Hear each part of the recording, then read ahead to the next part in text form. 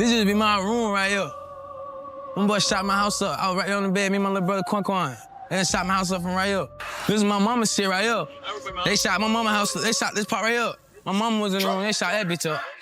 My house always got shot up. They always spent on my shit. But then we doubling back though, for real. Come here though. The ATK gang, investigators say this organization is connected to a string of murders in Jacksonville. There's many names for ATK. Ace's Top Killers is one. 9 people, potentially responsible for 15 murders that we know of, and who knows what else. The day we were shooting scenes for When I See You, Who I Smoke. Who I Smoke came out of nowhere, went crazy, kind of made it more mainstream to where people who don't even know y'all, they were tapped into it. Did you make them do that? I don't know. I took it too far when they made a song for a speaker. Once the dead get involved, it's already too far. It just got real. We've got the killers caught in 4K, and now there's a real chance for justice. Now turn around. Put your hands behind your back. All right, go to your knees. Put your hands behind your back. Open the car door.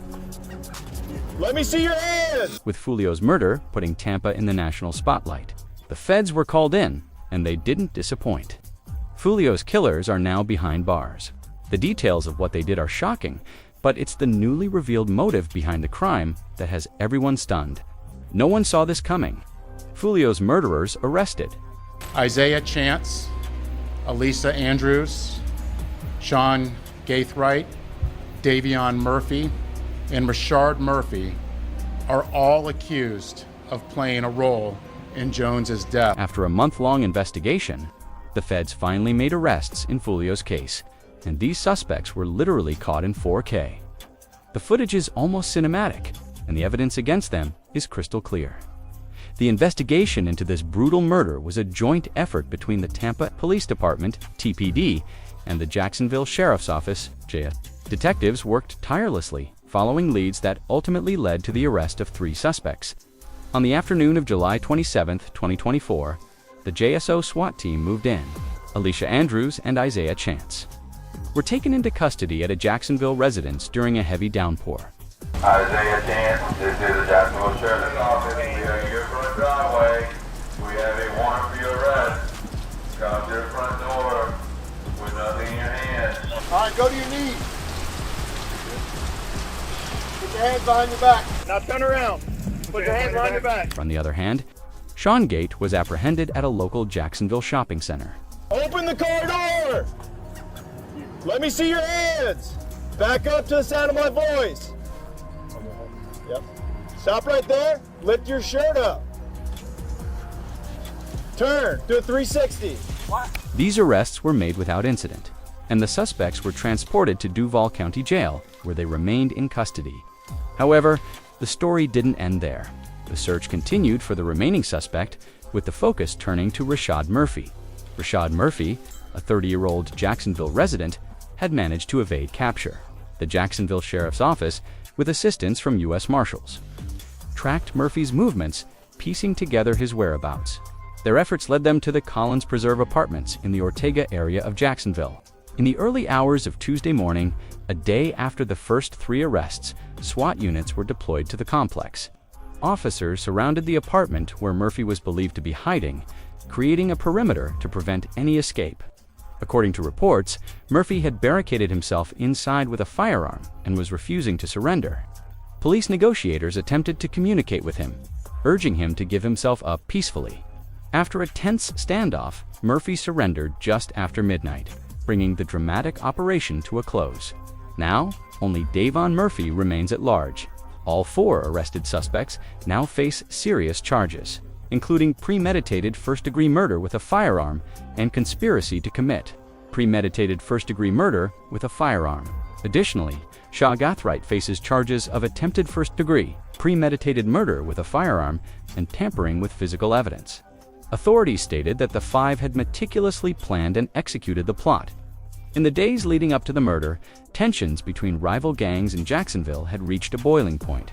The 6-block gang had a long-standing feud with 2 allied street gangs, ATK and 1200.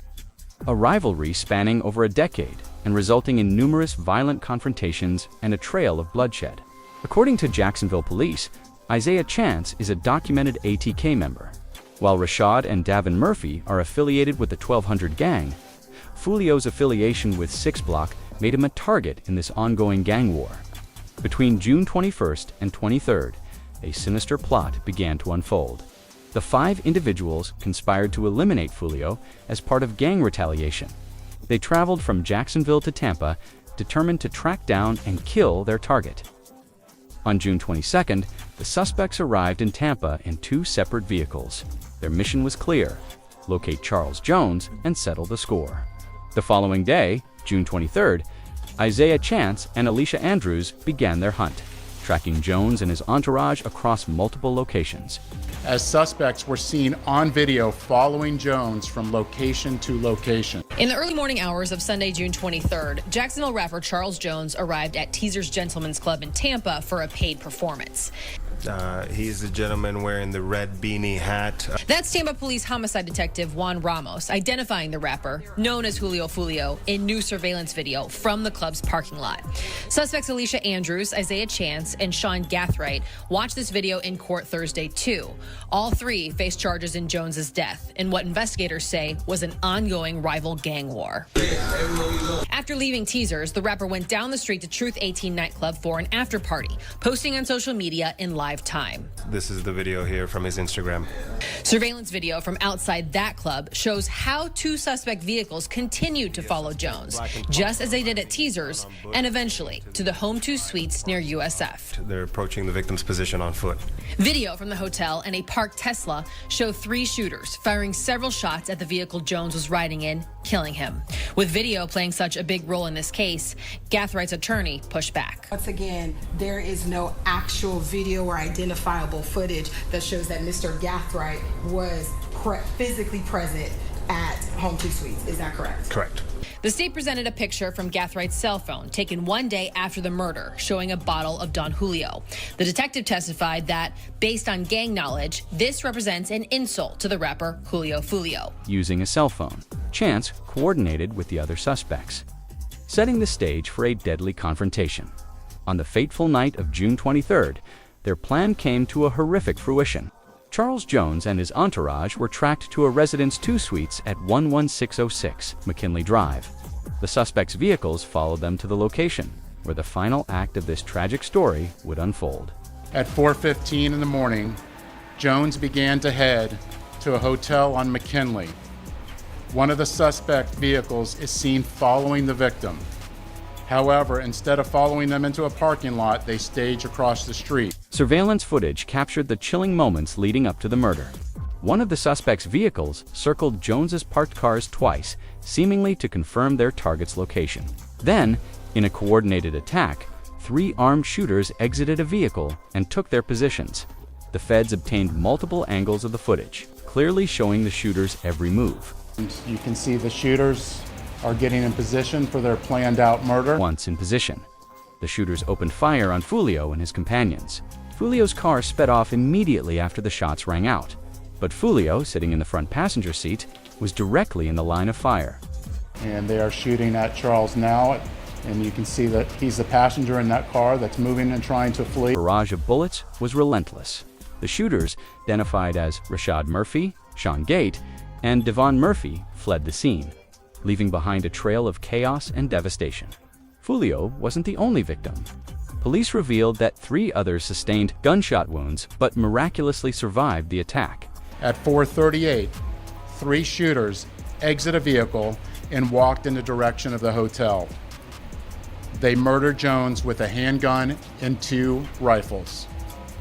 This barrage of gunfire also struck 3 additional victims who miraculously survived this incident. Although only 3 of the 5 pulled the triggers, all 5 now face life in prison. In Florida, anyone who participates in planning a murder can be held equally accountable for the victim's death. All 5 of these defendants are facing life in the Florida State Prison, even the ones who didn't pull the trigger. In Florida, if you participate in the planning of a murder, you can be held accountable for the person's death. And that is what we intend to do here. The official story of Foolio's murder is shocking.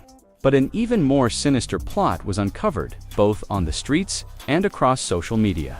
Popular commentator, College Kid, revealed that Alicia Andrews, one of the 5 arrested suspects, had been at Foolio's party just hours before the murder. According to College Kid, Alicia allegedly fed Isaiah Chance and Shawguide information about Foolio's location throughout the night. The 21-year-old murder suspect was reportedly celebrating the birthday of a Jacksonville rapper with Foolio in Tampa, when she allegedly relayed his movements to the other suspects. Social media posts and comments quickly fueled speculation. With fans piecing together evidence and compiling a list of people close to Foolio who may have betrayed him, one of the first suspects identified was Foolio's affiliate, Kenny Capps. On video and in front of Foolio, Kenny admitted he was cool with Young and Ace, acknowledging that they communicated from time to time. On the No Jumper podcast, he openly revealed that he had been in contact with Foolio's main opponent. I talked to Ace. You can answer that for.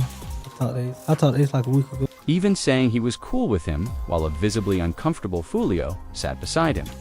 After Foolio's death was confirmed, Kenny posted on Instagram, expressing mixed emotions. "You know my heart's the best, but I understand and respect the game. I know you at peace, baby boy. Hug Osama for me and never let him go. Let him know I'm still thugging and forever riding this. I put in too much work to lay down." However, the post also suggested that he and Foolio had been together throughout the night, raising further questions about loyalty and betrayal. Brother with me, he done popped out for me for my birthday. He done thought it was lit, oh God. Another affiliate, Mizo, who had been with Foolio on the night of the murder, had also been seen hanging out with some of Foolio's rivals. Foolio even posted about Mizo during the birthday celebration. "Got my brother with me, Poe, out for my birthday." Shockingly, just 3 months before the attack, Mizo had taken a vacation to Mexico with one of A's affiliates, baffling fans online. A paid hit. This a paid hit. It's not no regular, shootout. Just before the arrests were made, an employee at the hotel where Foolio was shot and killed came forward with critical information. The details she shared with federal investigators were considered so valuable that she was placed under witness protection. While speaking to popular YouTuber Ratchet TV, the woman revealed that, a few days before the shooting, one of Foolio's rivals may have visited the hotel where the shooting footage was later captured. 2 guys that you posted came there I want to say that Friday. 2 guys had already came to that hotel. And you said a couple of them came up there before. Yes, it's on camera. It turns out they were asking whether anyone had booked to hold a party at the hotel later that night. I came up there earlier that day to see have he been checked in. See have anybody checked in for this what they told her. And see have anybody checked in for their party. Police revealed that Foolio's killers had been tracking him for 2 days, following him from location to location before the attack. As suspects were seen on video following Jones from location to location. That night, Foolio's party was abruptly interrupted when police arrived to shut it down. The group had exceeded the maximum occupancy allowed at the Airbnb, forcing everyone to leave. Foolio took to Instagram to express his frustration, posting, "Police shut us down and kicked us out of the Airbnb. That's crazy work." Here's the kicker.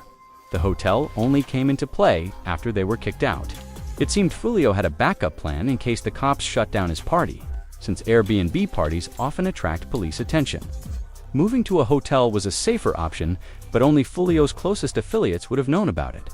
For his rivals to know exactly which hotel to target, they must have had an informant in Foolio's inner circle or perhaps even orchestrated the Airbnb shutdown, knowing he would relocate to the hotel where they could easily reach him. Even police revealed that Foolio's killers had planned the hit to perfection. The level of planning and coordination between these 5 defendants was truly alarming. This shows the lengths that these individuals were willing to go through and achieve this murder.